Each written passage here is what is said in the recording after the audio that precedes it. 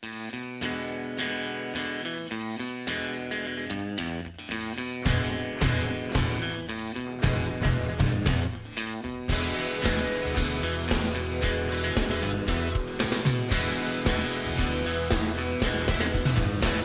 I used to keep my money in a cookie jar. It was shaped like a cat, it was a present from my brother. I read a lot of books, but I couldn't see between the lines. I'll have another cup of coffee if you don't mind.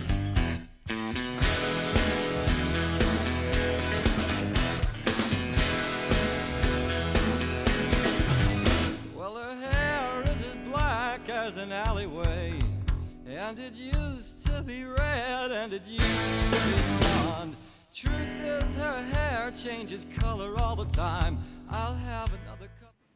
And here we are. Holy goly, here we are. Look at us.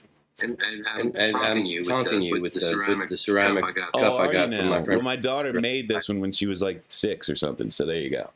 So that's what my bad karma got. Yes, I was able to one-up you anyway, which is homemade cup from your daughter. Right? I mean, I don't think she actually like got there and ghosted it, like Demi Moore'd it with the ghost thing. I don't think it was all of that. It was just she made this nice little cute little thing, and then the teacher took care of the rest. Yeah. By the way, my daughter threatened to watch the show because I was telling her that I was making fun of millennials. But I know she didn't watch it yet because she would have got in touch with me and gone, "Really, Dad? Really?" She threatened to watch. She threatened to watch the show. She did. One of my youngest daughter actually got one of my songs. My friends must love me more because none of my friends have threatened to watch the show. At least they threatened to watch it, right? Well, my other daughter put a name of one of the songs that she loves. She tattooed it on her legs. One word on each leg. Yeah, Cold Comfort. She really likes that song, so she makes her feel like home. So she actually tattooed cold on one leg and comfort on the other, on her like shins or whatever. That's sweet. That was interesting, right? I'm like, you're not supposed to do that. That's not cool to have you, because nobody knows what it is. So it makes me feel like home. It's cool. Yeah, it's sweet, right? Who knew we'd have sweet kids? Yeah. Robert Schooler says, "Good morning, Mike and Paul," or Paul and Mike. He actually said Paul and Mike. I don't know if that means anything. And yet, the billionaire. Oh yeah, there's an echo on Paul. Thanks for letting us know. Time I've never before been in a situation where someone had to have top billing. Well, you do have top billing. We're actually running it from your stream. Although I think, I'm getting all fancy now. I've been reading too much, and I think starting up next. Yeah, I think it's done now, Robert. You let me know, but I think his doubling should be over.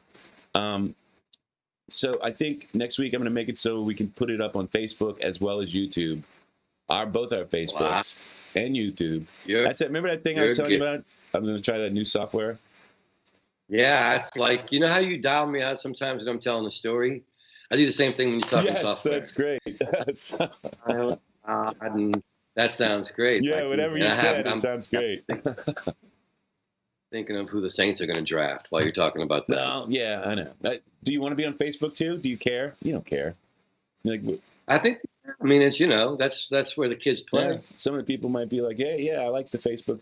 Although, some of my friends are literally too lazy to click over from the Facebook announcement to the YouTube That's what I feed. was thinking. There might be some friends that are like, a click. Jesus. And hey, I'm there. Sounds too much like work. People stuff, and I go, you got to go somewhere else. Well, what if you're in the middle of? say you're in the middle of the news feed, it pops up. You were reading some stuff that you were interested in, and you got to jump over to another software now. It's like, It gets a little. Yeah, it depends on how interesting the article was. Yeah. Was it something like, something you really were interested in, or was it, the top 10 actors who played on Little House on the Prairie who went on to fame? You know which one always gets me to click, and it gets me to click every flipping time. The one that says the actors that died this year that you didn't even realize. I fucking fall for it every time, and it's never anybody you've ever heard of. It's like, well, people die. I know, I get that people die, but it's like you because they'll show you a picture of like somebody famous that you're like, oh shit, did she die? No, she didn't die. No, it wasn't her. They just used her picture. But she knew maybe the actor that's who what died. it was. that nobody 6 did. degrees. The actor who died was her maid. The 6 degrees of separation, like we're all Kevin Bacon, right? How's that work? Yeah, that stuff works, you know. Mm. It's just a smaller planet than we gave it credit for in our wild youth. You know, it has become, hasn't it? Hasn't it? It was then. We just didn't know it. We didn't have Facebook to tell Oh, I us. cannot wait until we get Luis on later on, because I stayed up last night to watch Falcon and Winter Soldier. Mm? That could be ugly. No, it's not going to be ugly at all. It's going to be beautiful. Wow. So, did you like Cap? You like the Marvel movies? You said. Did you like the Cap stories? Yeah. I like. Look, I'm old. Yes. I like Captain America when he was a comic book. You know, when I was a kid, when the post-World War thing was still like patriotism and Captain America throws his mighty shield. Throws his shield, my shield. When he's been through a fight and the duel is through, and the red and the white and the blue come through, when Captain America throws his mighty shield. I was that captain. Wow. I am impressed, man. That's amazing.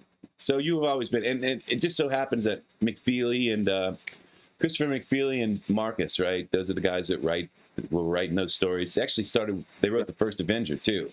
And then they wrote the next one, and they wound up writing Infinity War and Game, the whole nine. But good writers, they think about the stories. But I always thought the Iron Man stories were fun.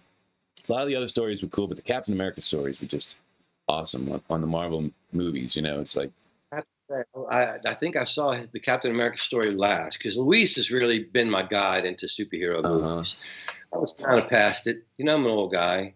And then he's like, come on, there's a kid in all of us. Let's go see Doctor Strange. Right. And saw it in the theater in Chicago with him, and it was just fantastic. So then he got me back into watching a lot of superhero movies. And I'd never seen Captain America. So, like, we're both up at 3 a.m, and I hit him up, and I go, hey, man, Captain America, should I do it? And he goes, I can't believe you haven't. I can't speak to you. So I had to watch it. And it was really well done. The special effects of making him look skinny and small and tiny. Right. Yeah, and of course, just it was true to the comic book in ways that most, or rather, way too many of the modern movies for me aren't. Right. Like it was just like the original Captain America comic books. It took me back in time. And what was neat about it is how well they were able to play him off that way without it really being, annoying and too much. I mean, he's the character that they portray is like the way Superman was in the 70s, when they did the Superman character of the 70s, just fucking good, right? I mean, like, always standing up for the right thing without it being, annoying and very difficult to sell this new generation on somebody who just does the fucking right thing to do the right thing. It is a rare thing in this world that we live in. I won't blame it on the new generation. Well, I was part of it. I was part of it. I mean, when Quentin Tarantino, who I love, becomes famous and stuff like that, that's like anti Captain America kind of stuff. Every generation had the anti-hero. Right. The 60s had Clint Eastwood's spaghetti westerns. Even Dirty Harry was an anti-hero, right?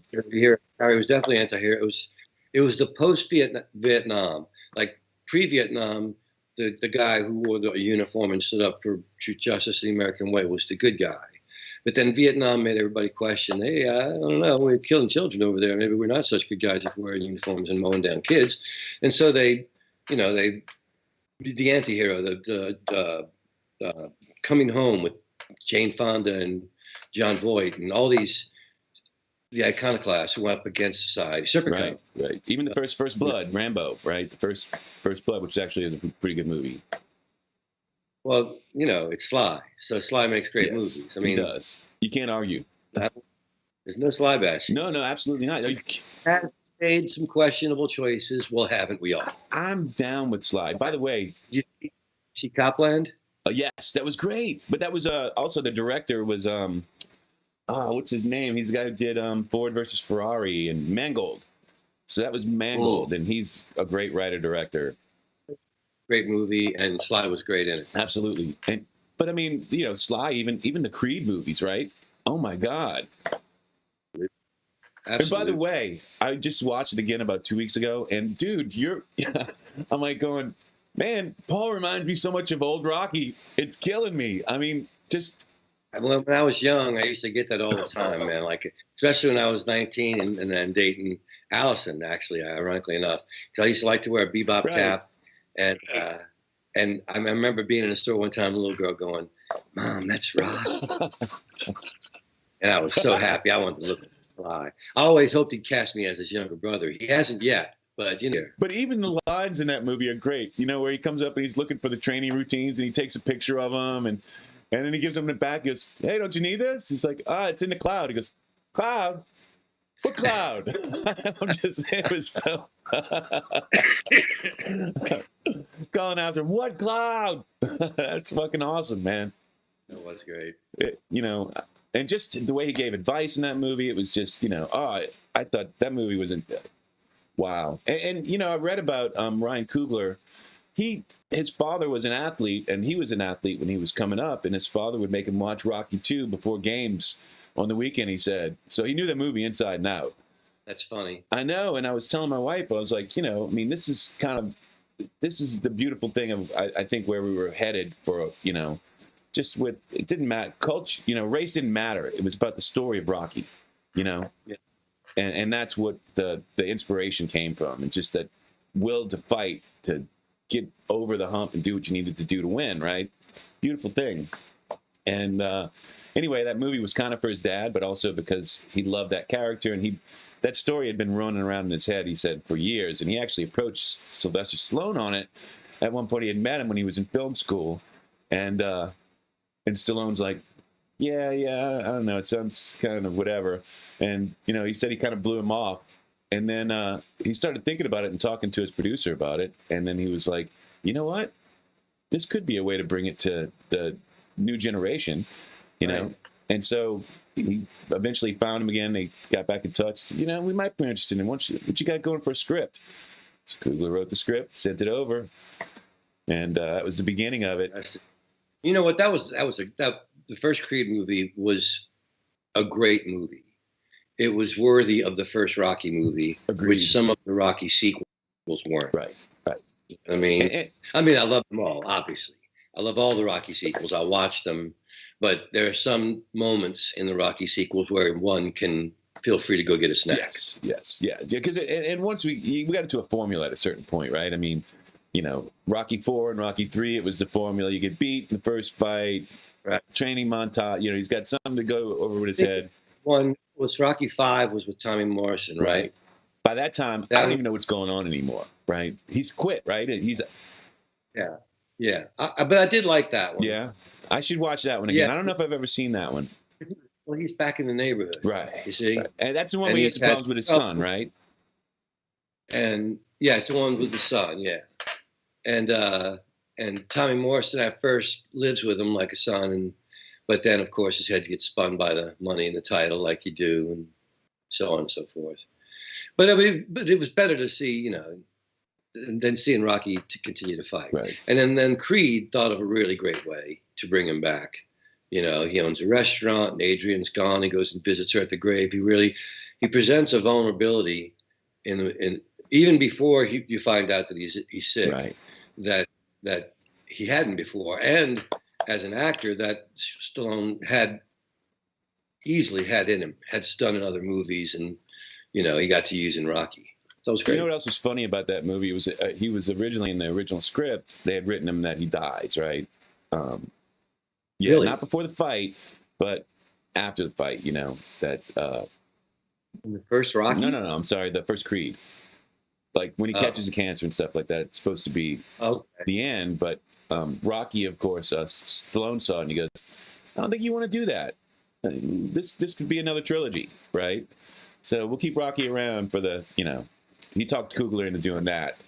Nice. Yeah, I think it was the right choice, really, because I actually enjoyed Creed 2, even though it wasn't the same movie that Creed 1 was. I bet you Stallone suggested it because he wished he hadn't written Burgess Meredith out. Yeah, I bet. Even though where the story goes after that, it's really... Mick kept the story rooted. Yeah. You know? Yes. You couldn't get all stupid in Russia with Mick. No. No, yeah. And well, God, we love Burgess Meredith in that role, right? I mean, Oh, he was great as Mick. By the way, Who- all the Rocky movies are on. One life cut me, Mick. All the Rockies are on HBO Max, by the way. Oh, you're teasing me with the I HBO know. Max. I'm telling you, man. It's like no joke. Canceling Netflix and canceling Hulu so I can get HBO Max. Why do you have to cancel something? What are you, Mr. Bucks? You Just you saying. buy everything. You enjoy movies. It's one of the things you enjoy. Cancel something else. I love movies. I want to spend. I don't even know how much a month. I get a bill from Google Games. Now I don't play Google Games. How do you get a bill from Google Games? I cancel Google Games because I don't know what it controls. Is it going to stop me from playing, NFL football with my game?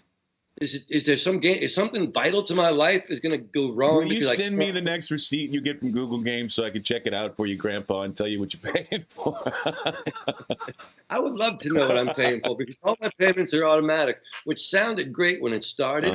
I got payments going out. Man, I get my bank statement. I'm like, oh, man, I haven't meditated on that headspace thing in like 6 months. And here I am paying, whatever it is, $4 a month or $3 a month for it.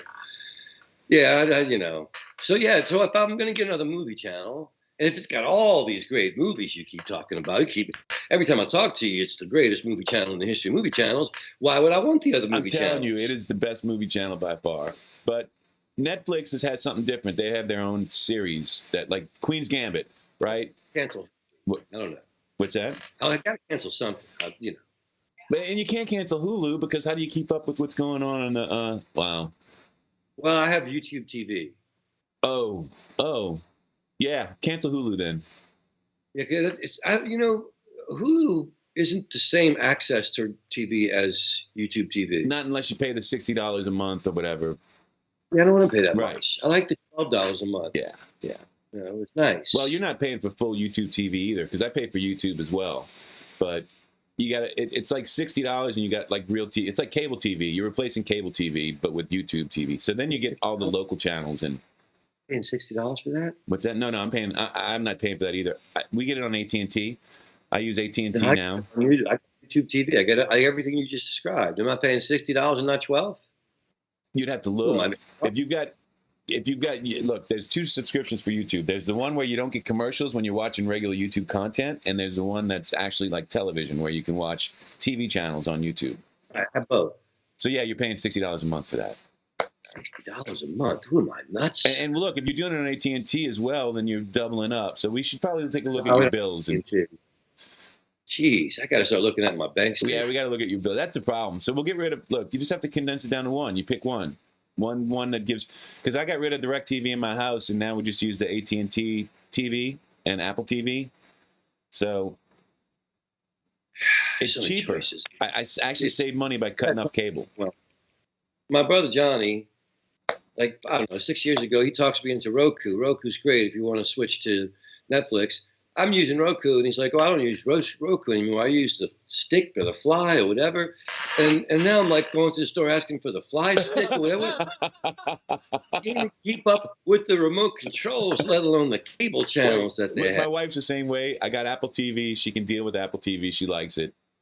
How much is that? Well, you have to. All right, here's the deal. Like a month, it's $4.99 or something like that. But you got to buy the unit, and Apple TV is the most expensive of the units. It's like $150 or something like that for the unit. Of course it is. So, but once you buy the unit, it's only like $4.99 a month. You see, I think for my birthday, I'm going retro, Mikey. I'm getting off the internet. I'm losing the TV. You do realize we couldn't do a show if you jumped off the internet. The show's ending. I'm getting rid of the cell phone. I'm getting rotary dial back. Good luck figuring that out. If you want to reach me, you got to know where I live, and you're going to have to know my rotary dial number, which I may or may not answer because I'm not going to have an answer machine. You're turning into Hunter Thompson in your old age, huh? Who needs a TV? I got tons of books I haven't finished reading. Tons of songs I haven't finished playing on piano. I started a book yesterday, and because I started thinking about, I didn't want to do what I had to do. So instead I picked up a book and was like, yeah, let's see if we can do what we want to do. Oh, yeah. My brother John. Right. Your brother just said, and he's right. If you have AT&T as your phone survive, I provider. You got I can HBO get Max it for on free, my phone. huh? I can get it on my phone. You can get it wherever. If you're paying for AT&T phone, then HBO is free. All you have to do is go log in, and then it's going to ask you for your phone password. You give it the password for your AT&T, and HBO Max is free. He's right. Thank you, Johnny. Thank you, Johnny. That's my brother. And see, dude, we were just talking last show about how was it you and I talking about it? I was telling somebody anyway that it was my brother that made me hip musically. You know, when I was a kid. Were we talking about that? Yeah. Well, you didn't go deep into it. You're starting it, but But he was listening to the punk stuff. You know, no, you didn't go he into was that at going all. to see the Normals. He was like 13 or 14 years old, going to see the Normals, and I was going to see, you know, Lil Queenie, because I was the older guy. I was going to see the hip stuff. Right. But he dragged me over to see. Hey, I would bring home a Bruce Springsteen record. He'd bring home Elvis Costello. I said, listen to this first, you know. So here he is educating me on how I can get HBO Max for free through my AT&T iPhone. That will probably take me the rest of the day to figure out when I end the show, but I'm going to do it. If I'd done that before today, I could have talked about King Kong versus Godzilla with you and Luis, which I'm going to be able to talk about half of it. Well, the half that you saw, where did you get to? I got to King Kong eating fish on a boat. Ah, so you haven't even seen the first fight yet. The movie froze. You haven't even seen it. He seems happy about the fish, right? He's finally smiling. I never thought of the Kong as a fishcatarian, a pescatarian, but he really liked those He did, fish. didn't he? Seemed like he was digging those. He actually had a little grunt of, that's pretty good.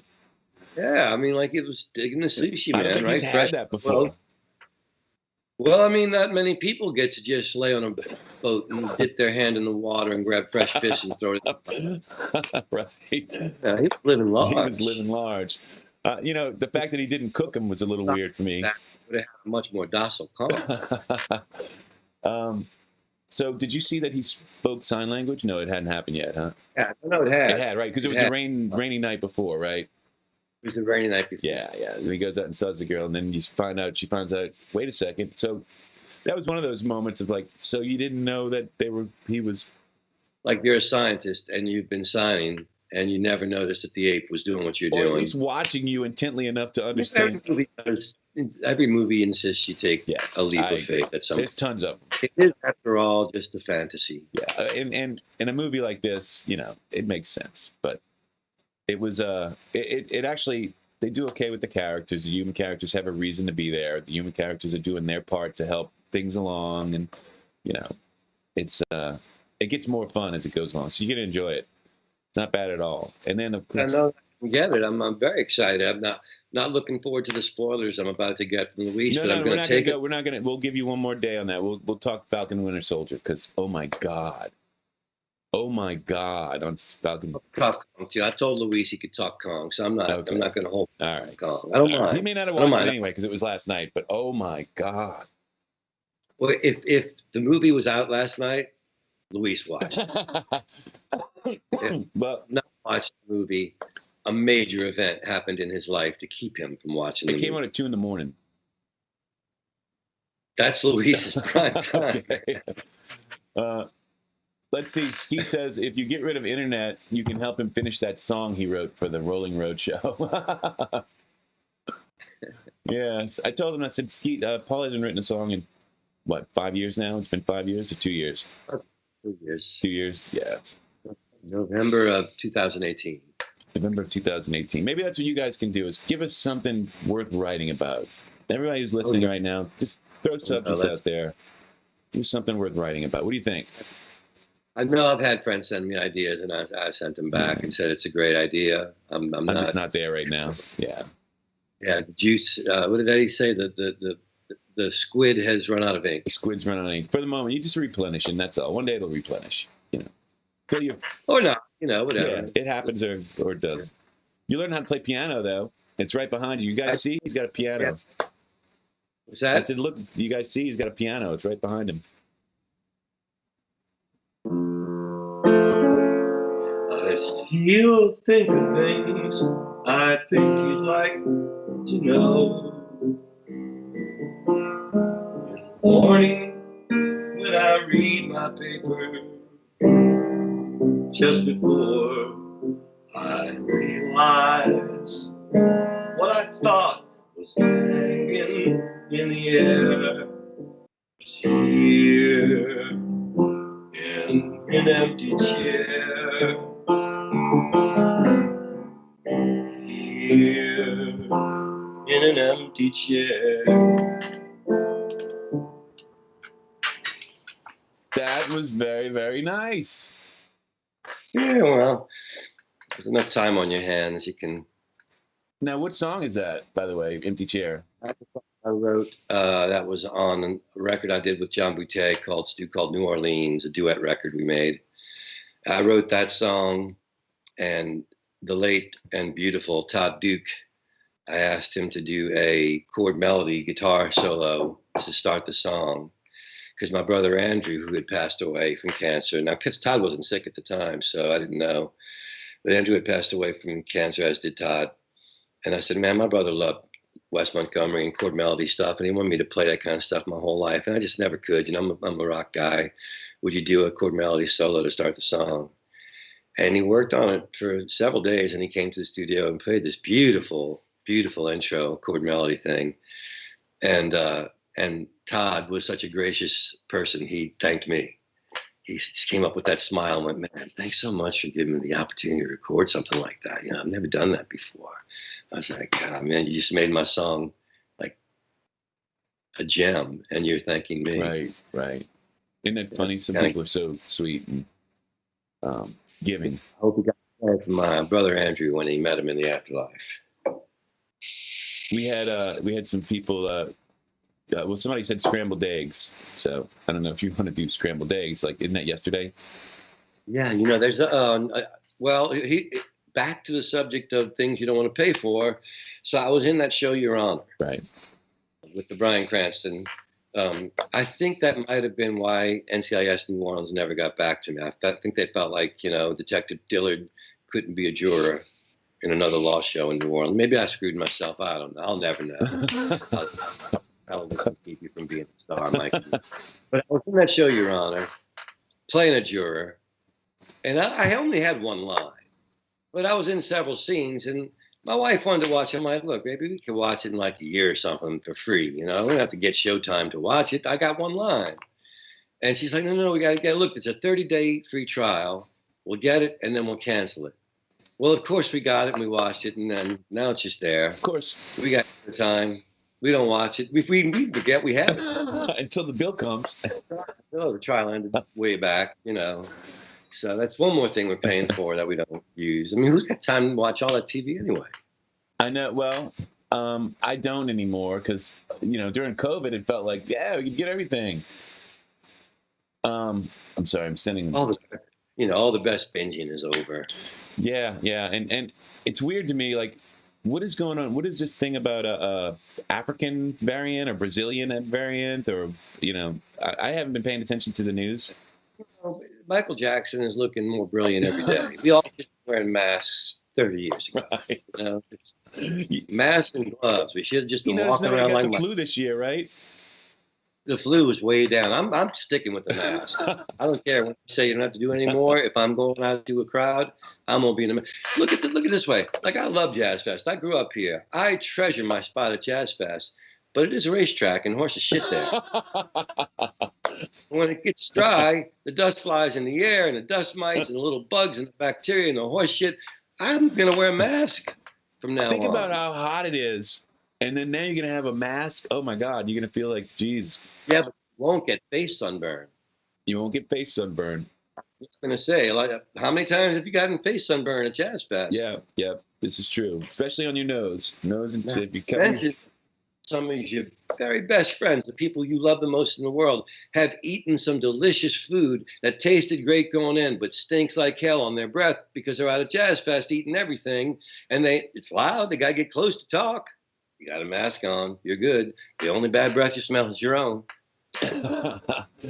Somebody sent me a recipe. Oh, it said somebody was ski. A very nice breath detector. Like, you put your mask on, you go, whoo, I better go brush my teeth before I go out. I tell you what, that is one thing that definitely goes on with the mask. You put on the mask, and suddenly you're like, oh, shit, I better brush my teeth. Damn, people through some shit. Right. Holy Ghost! I'm glad I'm the only one who has to smell this. Woo! Yeah, that's part of getting old, huh? No, we stunk when we were young too, I'm sure. Yeah, maybe so. Maybe so. So what are your plans going into the near future? You got any plans this weekend? No, not really. I'm supposed to be rehearsing for the Wright Brothers show, and we've talked a little bit. We do try to just keep it light, but we have talked a little bit about my vocal struggles with dystonia. And Craig Klein has been a really great help, guiding me to some therapists and stuff. And it's something. It's a mental and physical challenge to sing. But a year ago this time, it was a mental and physical challenge to speak. So I'm trying to look at how far I've come. 2 years ago I couldn't speak at all, or I couldn't get sound to come out at all. So now I'm talking to you, and that's nice, and I relax, and I even forget about it sometimes. Sometimes when I remember that I have this dystonia, then I have trouble talking again. That makes sense. So, that makes sense. It's a mindfulness thing. So yoga has been helpful. Breathing exercises have been helpful. Singing is. I spent so much of my life doing it that I trained the neurons and the muscles to do some pretty wrong things, and now I'm slowly taking control again of my singing, but it's exhausting, and so that's all I'm doing is sort of sit around and play Wright Brothers songs until I exhaust myself and go, you suck, and walk away. But you sounded so great on the last Wright Brothers stuff. You guys should go check that concert out if you can. Yeah, I always think I suck worse than I do. That's part of the problem. You did great. You were singing high harmonies I didn't even know you could hit. I was like going, who's doing that? That's Paul? Wow, okay. And he sounded great. Yeah, when I forget, I'm awesome. By the way, Lorelei said there's a song right there in what we were talking about, the Mask at Jazz Fest. She goes, there's a song right there. And somebody else mentioned that you also don't spit on people if you wear a mask at Jazz Fest. See, I like not spitting on people. Right, I know. I especially like not getting spit on. Well, see, it's a double thing, right? Because then they can only spit in your eye. They can't really spit near your mouth. Well, if they're masking too, I mean, like if you're wearing a mask. They're not going to be masking. Think about it. Well, I'm not going to be hanging out with them. So you've got some pretty heavy restrictions. Look at your security. Man, I've done a lot of psychiatric work in the last couple of years and dug up a lot of memories. And I had some trouble in my youth, some abuse and stuff. And I don't really feel the need to be too close to people.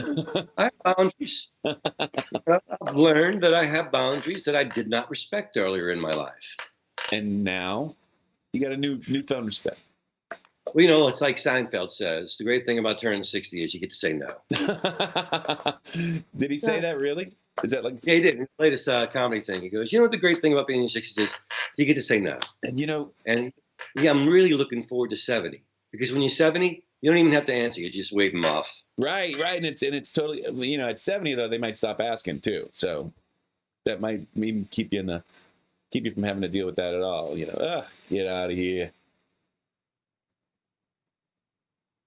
So your brother's texting you? No, I get strange texts. Sometimes strange texts happen in your life, and you go, somebody must have sent me the wrong text. Oh, by the way, I had threatened a long time ago to put my daughter's school ring. The school ring people got in touch with me again, and then I realized I never did put it in the comments and description. So, guys, I will put it in the description if anybody wants to go and help some young ladies out who's made a championship with donating $1 or 50 cents to a ring thing. I don't have the thing like you can't hold up a sign that says go to this website. Let me see if it says what the website is in the text. I don't know. Because you can watch this anytime. It's on my YouTube channel. But you can put it in the description, see, and then it and then people can look. Hey, I don't know. Where's this guy at? He wrote to me. Well, I'll find it later. Find it and let's help the kids get their rings. Let's help the kids get their rings. See if we can help the kids. I know I can't help them. I tried to hawk my high school ring. My mom stole it from me and hid it. and would not give it back to me to her dying day. Well, my daughter lost one. She's told you she had 5 rings. This is her 5th ring. These are championship rings, not high school rings. And she lost one of them, and it was a year, she might have gave it away, because it was a year that she was very mad at the coach. And that particular championship didn't mean as much to her because he was an asshole. So anyway, now she's like, damn, I wish I told her at the time, you should keep that ring. You might want it one day. I lost it once, because every time I would catch the bus home from high school, I was a sophomore, I'd stop on Canal Street and go to Pennyland on Royal Street, which was a fun arcade. Old time fun arcade. They had, quarter pinball machines, and man, I liked banging them pleasure machines when I was a kid. I loved me some pinball. So I stopped, and I must have played like 2 hours worth of pinball because I was good, 1 quarter, and I could biff my way to heaven. And I get home, and my mom's waiting for me at the door. She goes, "It's a long time getting home today, son." I said, "Yeah, I stayed around school after blah, blah, blah." I made up some lie. She goes, "Yeah, that way you lost your ring in Pennyland?" Somebody found it, had my name in it. They called the school called my mom. So you got busted truancy because you lost your ring. Yeah, and she hit me in the head with her wedding ring, which weighed a brick.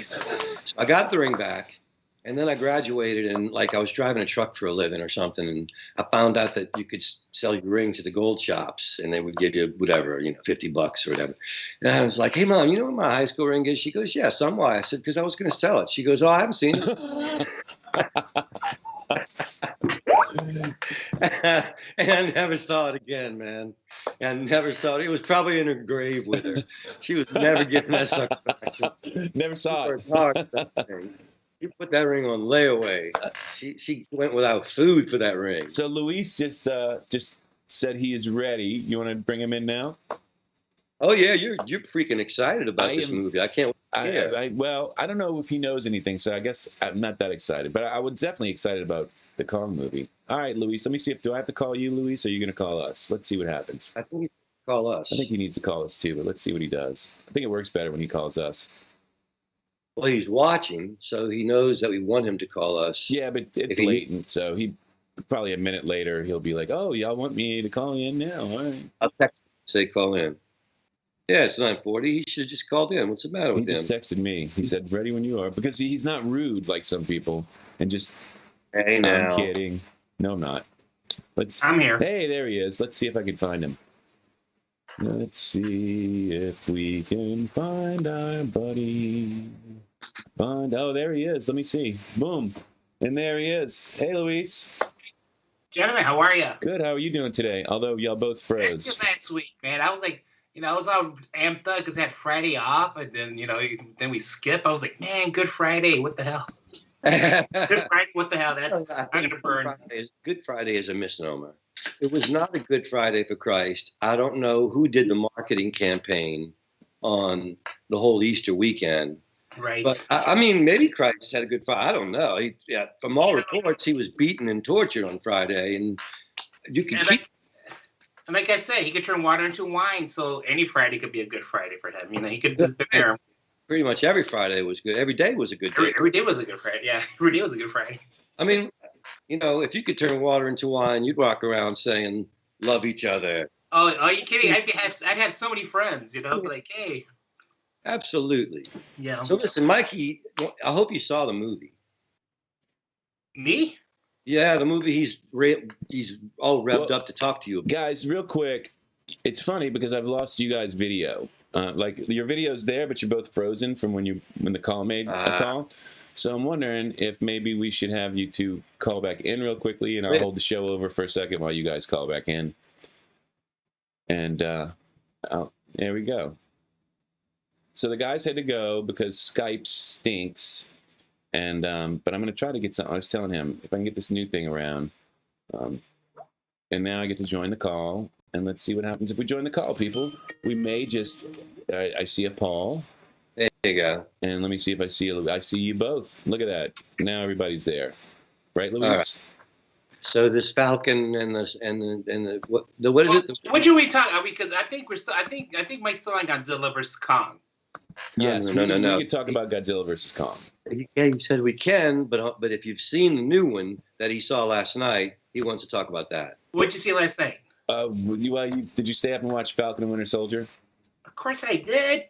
Told you. So did I. Oh my God! I was just saying, oh my God! Right, the end of it. Oh my God! Captain Cray Cray, man. That's who he is, man. Captain Cray Cray. Yeah, he is Captain Cray Cray. But I mean, just the image, like all those people getting that on video. Oh my God! It was like, damn, that is deep. And that's what would happen. Well, I guess we got to put, you know what, you might have to start putting the word spoiler at the bottom of these things. And I'm sure most of your viewers. We haven't said anything yet. All we said is that people, guys, if you're going to watch it, oh my God, definitely watch it. Yeah, so I mean, a lot of people, I'm sure, were like saying enough to sleep when it came out at 2 Yeah, so we won't spoil it this week. We'll wait. But oh my God. No, we shouldn't spoil it. You know, that's the whole point of this. Another cup of coffee. You know, it's a spoil. And listen, you know what? Listen, here's the thing about social media, right? The moment you get on, you got to remember the word social, right? So you put yourself out there for this kind of thing. You know, my opinion. Yes, you do. You don't want to. You just got to be like this the whole time. And never, you know. People don't have to listen. Y'all can talk. We're having coffee, and y'all want to talk about the movie. People that don't want to talk about the movie can dial us out right now. That's right. That's right. You know, and I'm not as cool as Eddie Eckert. So what do you want me to tell you? You know, we have sponsors. It's not like anybody's going to call us up and go, "You can't tell people not to watch the show." It's just you and me. We can say Mike and Luis are going to talk about this movie, and if you don't like it, well, you can always come back and watch the show. You can stop right now, come back and watch the rest of the show after you watch. Always the diplomat, Mike. Falcon Winter Soldier. But yeah. So at the end of this, so you saw First Avenger, Paul? Did you see the Winter Soldier one? It's the second one of Cap's 3 movies. No. Okay. Wow. So that's the whole vibe of. And then it's like talking to a virgin here. Yes, yes. So you got some catching up to do. You probably want to catch up on before you even start this series. You want to catch up on Winter Soldier so you can meet the Falcon.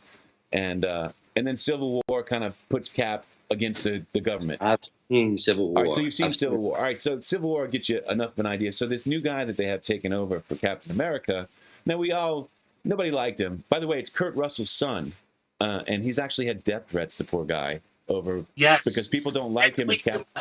It's nuts. That is way too much, it's man. Nuts. I mean, people are crazy. It's a TV show. Right, it's a TV show. Right. I mean, nobody's really a Lieutenant Dillard, but you know, it's. But the idea is, if you hate him, then he's doing a great job as an actor. Exactly. His job is to make you hate him, and if he's done that, then he's a fucking good actor. What the fuck are you bothering him for? It's like Joffrey from Game of Thrones. You know, you hated that little shit, right? You're like, I'm gonna kill Joffrey, and pretty much, you know, this guy's Captain America. You just the whole time you're like, you're not my captain. You know, he's not Cap. You know. Well, of course he's not Cap. That's the whole fucking point of the show. God damn. So. Yeah. Anyway, all right. So he comes in. He keeps following. You know, he keeps catching up to Falcon and Winter Soldier are not dealing with this guy. He's a fucking clown. So they keep ditching him, and he keeps catching up with them at the wrong fucking time. And in this particular place, they're trying to talk down these other super soldiers, and Sam's actually doing a good job because in Winter Soldier, you find out that Sam used to talk down vets. You know, and help them deal with, you know, coming back into society, help them deal with the trauma and everything of war. That was Sam's gig before he started working with Captain America. So he's trying to talk to her, and he's getting through. And of course, Captain America guy can't hang on. He's got to bust in there, ruin the whole freaking thing, because that's his job in the show. It's to ruin everything. Right. So this goes on. Oh, by the way, my favorite thing is when he's going against Dora Milaje, and they just take him apart. Oh, dude. So the thing about this guy who replaced Captain America, Paul, he's feeling very inadequate. Right? Yes. He has no super soldier serum, right? He knows that Winter Soldier and Falcon. Wait. How can he be Captain America without the super soldier serum? That's the thing. He's a replacement. Right. Right. So, you know, he's feeling very inadequate. You know, listen, what they're trying to say is it's a symbol. Right. And it's multiple decorated. He's decorated multiple times.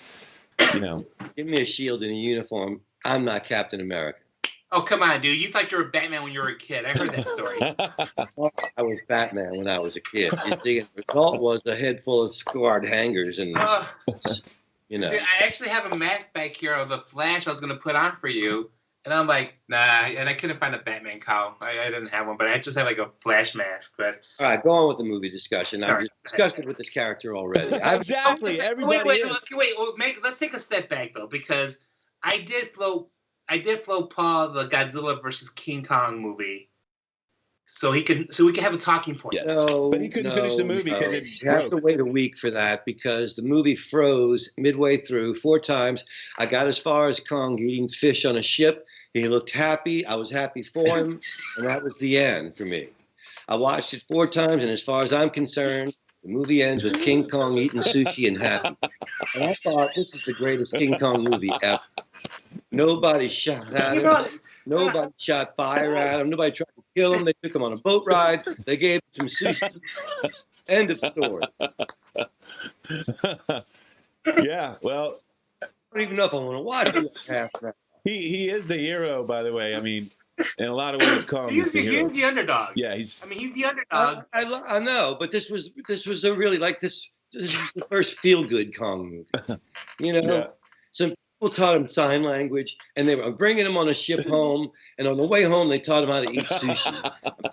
It doesn't get much more feel good than that. This is like they have 10-year-old kids tearing up in the theater, and their mom finished the movie. Maybe you're good where you. Well, I mean, you know what? It was missing a blonde, right? Because like all the other Kong movies has like Jessica Lange. It's generation.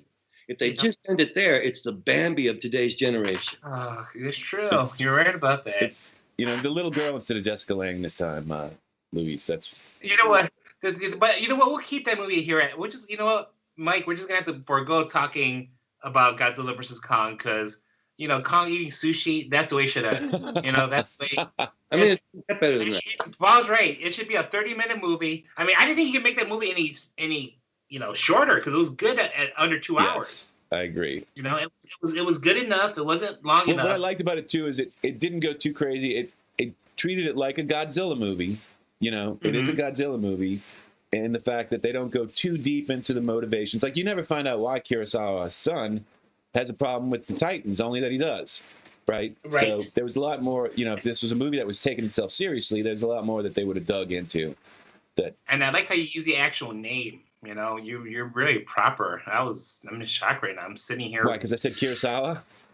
Yes. Everybody else is going, what's he talking about? You need some sushi too, then, right? Yeah, I've obviously seen the Godzilla movies too many times. Yeah, it's all right, though. Have you seen Invincible yet? Which one? Invincible. No, but I heard about the first episode. It's really great. Paul. They should have asked Paul to play his song "Invincible" in the background. It would have been amazing. I know they should have reached out to you. Show by now as well. Yes, you would be watching. Use my song in their show. I would watch their show, and I think more people should be like that. Yes, you use my stuff, man. I need the break. It's there. By the way, how many times have you listened to that version of Jet Black and Jealous those guys in Nashville did? I listened to it a few times, actually. It's not in your playlist. Well, I don't have playlists. I don't believe in playlists. I got you. All right. I like to pick up an album and put it on and listen to it. Back when they still had CD players, I like to pick up a CD and put it on and listen to it. Technically, that's a playlist. That's somebody's album that spent. That's art. That playlist. Granted, it's a curated playlist, but it's still a playlist. The playlist was a part of the art form of making an album. Yes, that's what the term playlist does away with the art form of having a song sequence is what it was called. That took you on a musical journey. If you were lucky, yes. If you were lucky and with a great artist, you took a musical journey that brought you to tears, that made you laugh, that made you dance, that brought you back to tears, and made you go, thanks for the ride at the end. There was no playlist. There was a sequence. Now you go back to your playlist. You know what it is? You got a kid, you got a playlist. I'm happy for it. I do playlists. I still do playlists. Well, but you're younger than both of us. Come on, man. I used to make the cassettes. I used to wait for that song, and I would hit the pause button and make sure that the song would come out. That was me, right? So, but in your movie, the TV show Invincible, the bad guy's played by your guy from Whiplash, Simmons. Oh, is it really? I didn't realize that. He's the father. Yeah. Yes. Yep. the father. So essentially, Invincible. It's what if. It's pretty much what happens is what if Superman murdered the Justice League. So this guy, J.K. Simmons, so he's hitting people again. Yes. Oh, he's doing more than hitting them. Yes. Well, you know, what is it with this guy? He's always hitting people. I don't want to be. J. Jonah. You ever see the old? He was great as J. Jonah Jameson. That was like his key role ever. And he's back as J. Jonah Jameson. Yes. Yeah, J. Jonah Jameson in the Spider-Man movies. That's what he did. Was great. He was. They put him back. I did like him in those. He was a great J. Jonah Jameson. Yes. Yes. What else? Wasn't he in something else big? I can't remember besides those movies. There was some... He was Commissioner Gordon in the Justice League movies. Was he? Okay. Oh. Yeah. Oh, the more recent ones, right? The Zack Snyder ones, right? He was Commissioner Gordon. Yeah. Those are hard to watch, man. I gotta say. Yeah, they are. I know. Yeah. You wait until if I have any DC people watching, they're just gonna start saying, renew the Snyderverse, and that's all. Well, Shazam was. I bet you would have liked Shazam, Paul. Shazam's the best movie from DC. And by the way, that director is a YouTube director. I have to say, this is one where Luis has recommended it highly, and I've tried it 3 times. And Shazam? I'm not kidding. You didn't like it? Yeah. Showgirls? Which one? Past the first 3 minutes. Of Shazam? Yeah. Oh well, that's why you gotta get past the first 3 minutes. It's a nice story. It's well done. Well, then again, dude, you didn't like Thor Ragnarok when I first told you about it. That's true. It took me a couple of viewings to. You didn't love Jeff Goldblum in that? Oh my God. Well, sometimes you just have to let art flow over you. Yes. Slowly. I thought Ragnarok was great, and I know some people were mad at the way they treated Thor in that, but that's the whole thing. I like the way they treated Thor. You got. Hemsworth had fun with it. You know what I mean? He knew. But then again, the way that he handles Loki in that movie is brilliant, right? I mean, it's like right. That's true. That whole little speech and stuff. It's like I'm me and you're you, and you're gonna try to. And the fact that he was ready for Loki finally was great. Right. Right. He was finally ready for it. So what I also did this past weekend, and I sent you pictures. The Museum of Science and Industry in Chicago had their Marvel exhibit. Nice. And that's the pictures that I sent you on Facebook. I don't know if you got a chance to look at those. Yeah, I did. Okay. So Mike's like, what? I did look at, let me see. I looked at, you sent me something. Yeah. So I don't know if you wanted to share them or whatever, but so what ended up happening is they have a nice exhibition in the Museum of Science and Industry. Pretty much it's very Marvel MCU centric. So, they give you a history of Marvel, DC, of Stan Lee. They have, comic books out there like first appearances, and they have costumes that they use in the movies. So they have like the Iron Mans, they have the Captain Americas, Black Panthers. So it was pretty cool. Oh no shit! Look, I see the Captain America and even the Iron Man. That looks pretty dope. Which one of the Iron Mans was that? They had 3 of them. I forgot which movie that was in.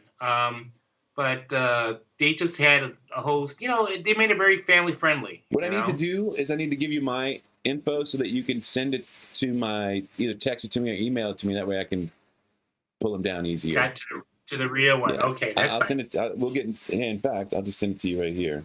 And ever on Facebook. We'll trade numbers and stuff, and that way, you can reach out that way. And you know what? And I have a Paul. Do you have Hulu? Yes. For the moment. The moment, right. So here's my sort of recommendation. It's not the best movie in the world. It's a B movie. It's called Supervised. All right? Okay. It's pretty much about what happens to superheroes when they retire and they end up in an elderly home. All right. And you'd be surprised with the actors that they have in here. They have Tom Berenger, what's Tom Berenger doing in this movie? Along with Louis Gossett Jr., right? Like fun. And Beau Bridges. I'm like, all these guys were, big actors in their day, but now they're all retired, so they're making fun out of it, right? So they all still have superpowers, but they're all sort of forced to retire, and they're all in this elderly home. And then, strange things start happening in this elderly home, and that becomes the story. But, so all these guys are pretty much, feel like, they're beyond their usefulness and so forth. So, I know it's not like a high special effects TV show. It's more character driven and so forth. So Like you said, I should watch more movies about how to be old properly. You know what? When you put it that way, sure, I'll flow with that. I mean, I don't know. Have you seen Brockmire, Luis? Oh Brockmire? My God. I have not. Oh, Luis. Which is Brockmire? Oh my God, it's Hank Azaria, who you love anyway. Yes. And Hank Azaria plays a 70s style baseball broadcaster who comes home from a rainout early and finds that his wife is having an orgy in the house. Oh, shit. And he goes on a 2-year bender in the Mideast, trying to take every drug known to man, drinking anything anybody will give him. And he is a complete out of control alcoholic substance abuser who's trying to make a comeback in the minor leagues as an announcer. And he is so offensive that you will wet your pants. All right, I just wrote it down. Now he in season 2, I think he gets sober, and you start the series. The series. Okay. And in season 2, he gets sober, and you think, bummer, he's not going to be as offensive. He's far more offensive sober than he was drunk, because now nothing's suppressed. I'm telling you, it was so foul. To watch it with my Allison, because it was really funny, laugh out loud funny. I'm like, she's not going to be able to handle this. This is foul. This is disgustingly foul. Yet he makes it hilarious. Yes. Sounds good. Yeah. And it's all baseball.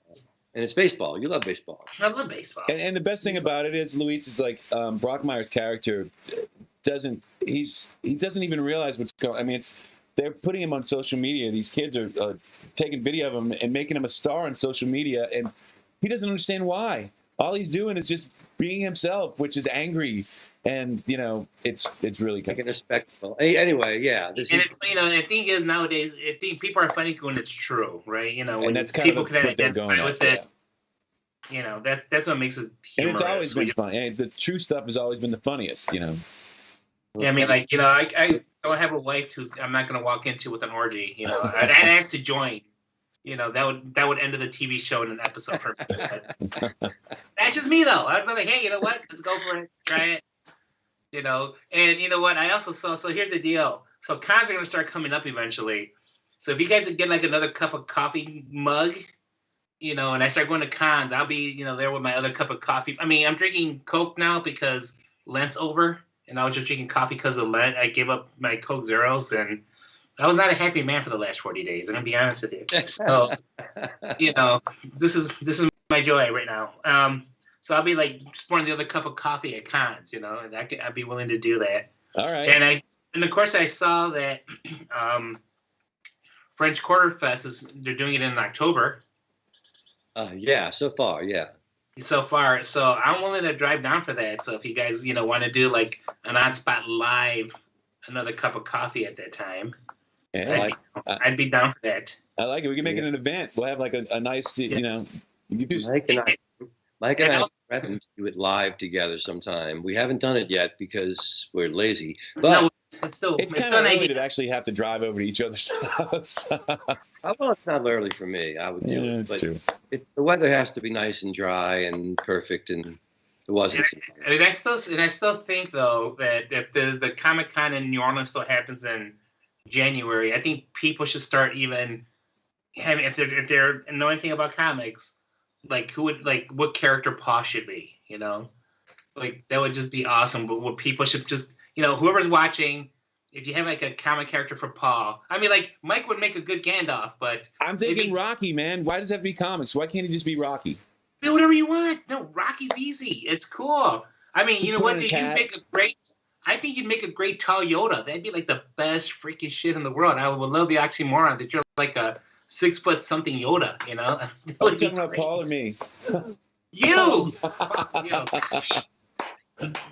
Yes, I'll be C-3PO. How about that? Just like he swallowed a basketball. Oh gosh, don't even start me with that one. Yeah, for sure. But those are the ideas I've had recently. See, that's what happens when I take a week off with you guys. I start thinking about shit. Isn't there like a tall this, girl on some? Like I think I saw something about she's like part of some series or whatever. But the scary, it's like a horror. Oh, you don't do horror, right? You're scared of horror movies. You, Luis. Was it you the one? No. I just like happy endings. There's a difference. I watch whatever horror. I mean, shit, man. Listen, Exorcist. I don't care. That thing's lived up through time through the 70s, right? And would I like to sit or stand next to a person who's possessed? No. But as a Catholic, I believe in that stuff, right? So, blood and guts don't bother me. Blood and guts all day long. Yeah, in the movies, absolutely. I mean, come on. I mean, I've sat through Yunto. I saw Yunto as a teenager. I can sit through Yunto. I can sit through anything. You want to hear a nice story you'll appreciate, Luis?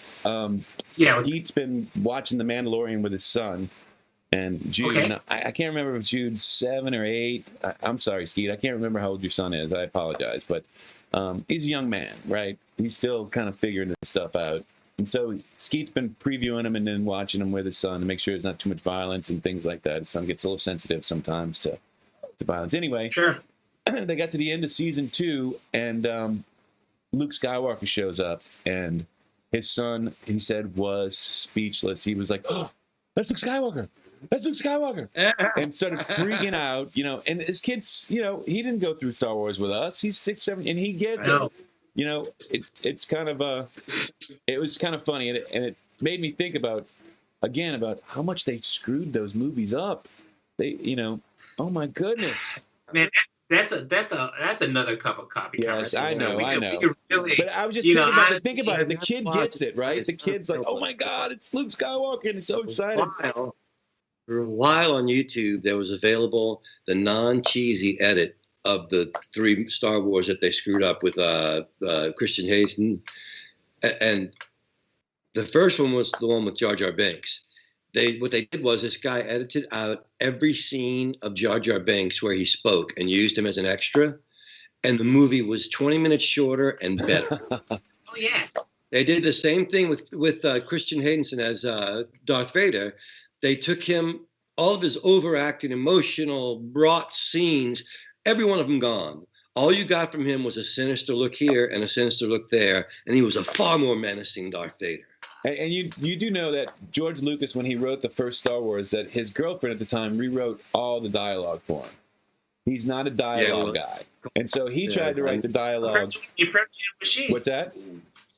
Probably neither was she. Well, the first one has the first one has better dialogue than the prequels, which the prequels are like, terrible. Yeah, well, it all sounds like he's trying to be Shakespearean, right? We can't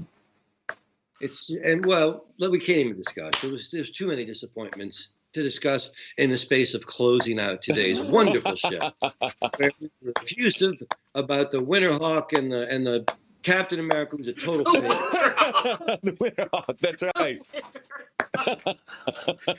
We're all birds here, man. And this fake-o Captain America who has no superpowers, so he's just basically a guy in a costume. We didn't say he didn't have superpowers. He said he didn't have a super serum. There's a difference. See, we got so technical. We got so fanboy on you. We did. Well, y'all didn't finish talking about it either. Well, by the end of the episode, he actually does take the serum. And then he kills somebody in front of people. That's the end. Okay, we see people go there, and now I like him less. So I was like, okay, I didn't like him anyway. Now at all, I'd rather stick with the happy ending of King Kong discovering sushi. I was even surprised they had that on Disney Plus, because whenever I hear Disney Plus, right, I think G. It's like G version of Netflix, right? That's what Disney Plus is to me. But then they show his shield covered in blood. I know, the shield covered in... And I'm going... Is this Disney Plus? Really? Paul. It was powerful. I thought I had gotten Disney XXX. I'm like, what channel am I watching? This was so cool. It was, I'm going to watch it later, All right. I'm going to have to watch it. Well, he said it about WandaVision. Falcon and Winter Soldier is better than WandaVision. It's. Oh, good. It's a hard toss for me right now. Because go ahead. You already knew WandaVision was going to go crazy, so you wanted to see how that was going to progress, right? But this last episode for Winter Soldier. I mean, it had a great starting, Winter Soldier did. And he had to do the character. I mean, Baron Zemo has been amazing. Right, I agree. And the opening scene with the Winter Soldier was great, too, where I thought that bit where he's having, they're doing the words, right? And with Io, and he's... So I'm worried about Sharon Carter. Don't know where her allegiances are, right?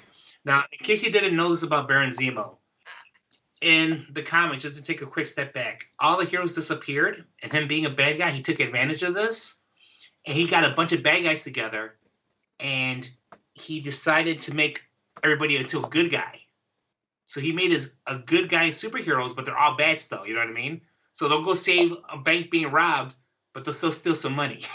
Stuff like that, right? And they were called the Thunderbolts. Right.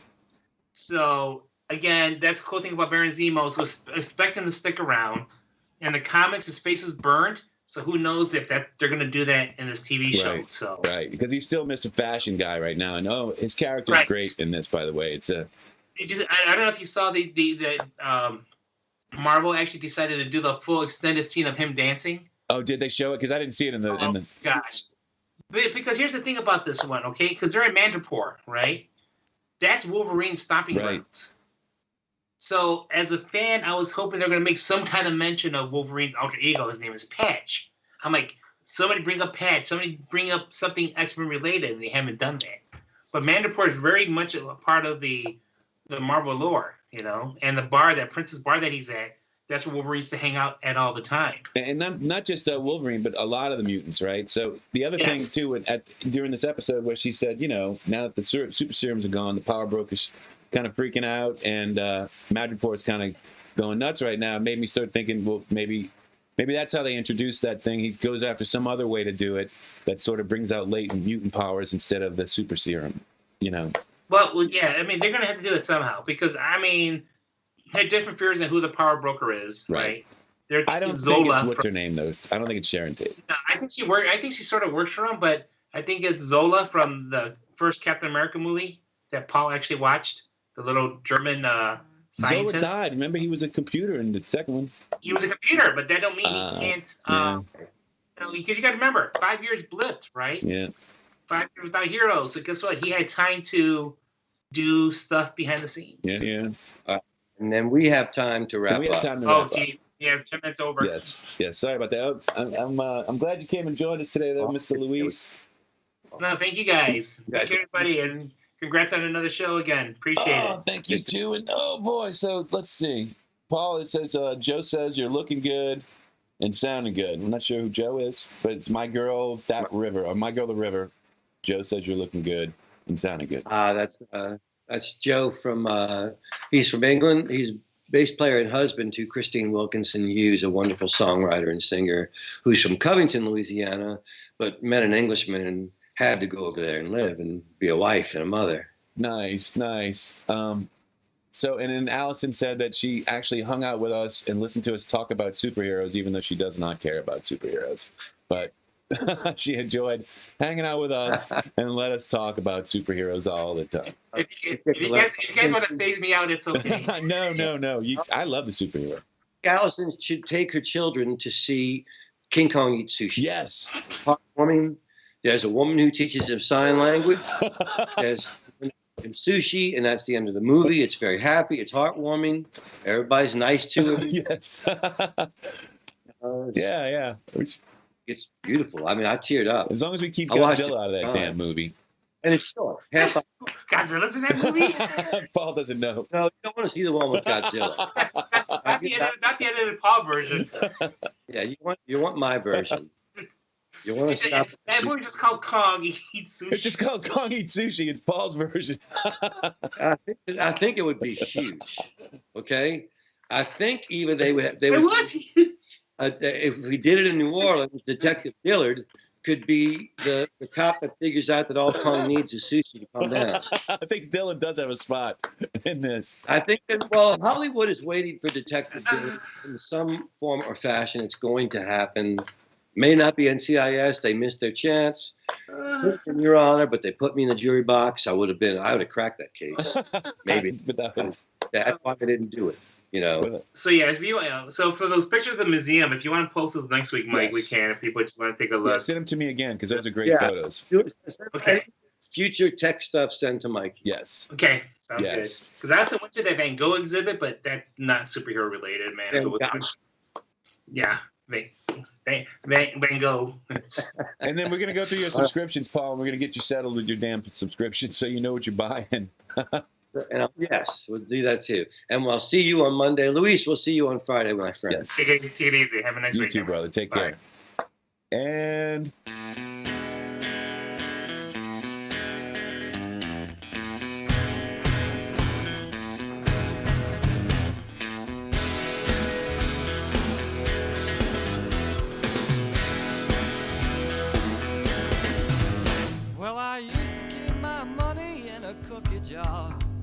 It was shaped like a cat, it was a present from my brother. I read a lot of books, but I couldn't see between the lines. I'll have another cup of coffee if you don't mind.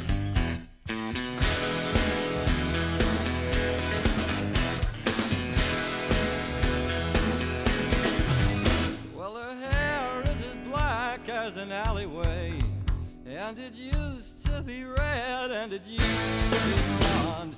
Truth is, her hair changes color all the time. I'll have another cup of coffee if you don't mind. I'll have another cup of coffee if you don't mind.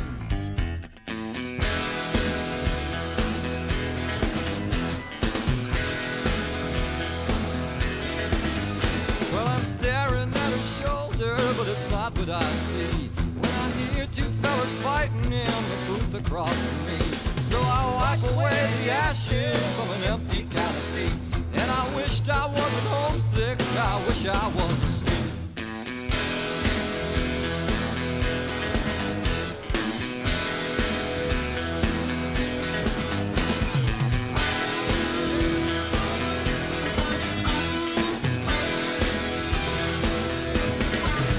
Well, I hold her like a blanket up against my chin, and I need her like I need another pack of chewing gum. Well, we used to be like that, but now we're like this all the time. I'll have another cup of coffee if you don't mind. I'll have another cup of coffee if you don't mind. I'll have another cup of coffee if you don't mind.